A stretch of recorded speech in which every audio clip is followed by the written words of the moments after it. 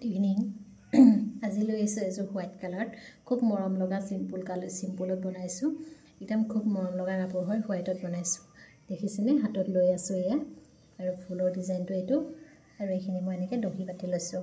mix colour দহি পাতিছোঁ ফুলৰ কালাৰ ফুলখিনি যিটো কালাৰ দিছোঁ সেইটো কালাৰতে দহি পাতি দিছোঁ আৰু এতিয়া মই খুলি দেখাম আহক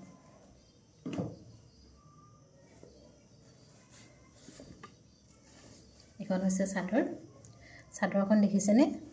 মাজৰ এইটো বাটাৰফ্লাই পখিলা এটা বনাই দিছোঁ ধুনীয়াকৈ এইটো উৰি থকা টাইপত বনাইছোঁ পখিলাটো এতিয়া খুলি দেখাম এখন হৈছে চাদৰখন একদম মই ছাইডত এডাল য়েল্লো কালাৰ অকণমানি এটা লেছ লগাই দিছোঁ যাতে চাদৰখন গহীন হয় আৰু দেখিবলৈ ভাল লাগে আৰু চিম্পলো হয় আৰু এতিয়া মই মেলি দেখাইছোঁ খুব আহল বহল হয় কাপোৰযোৰ এইটো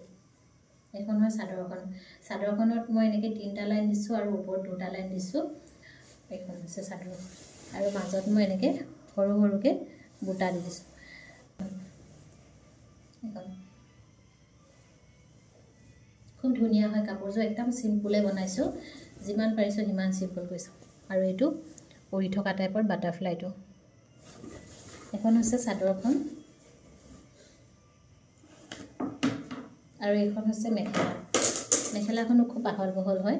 মেখেলাখনো একদম তলত একদম লেছটো লগাই দিছোঁ গহীন হোৱাকৈ দেখিবলৈ এইটো লেছটো আৰু এইখন হৈছে মেখেলা ফুলটো একেই হয় একেই বনাইছোঁ মেখেলাখনো খুব আহল বহল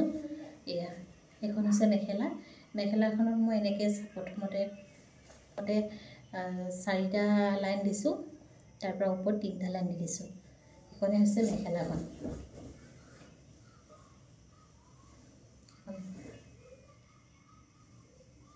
বাকী আৰু আপোনালোকে যদি এনেকুৱা কাপোৰটো চেম চাদৰখনত মেখেলা ফুলটো একেই কৰি দিছোঁ ভাল লাগিছে নাই কমেণ্ট কৰি জনাব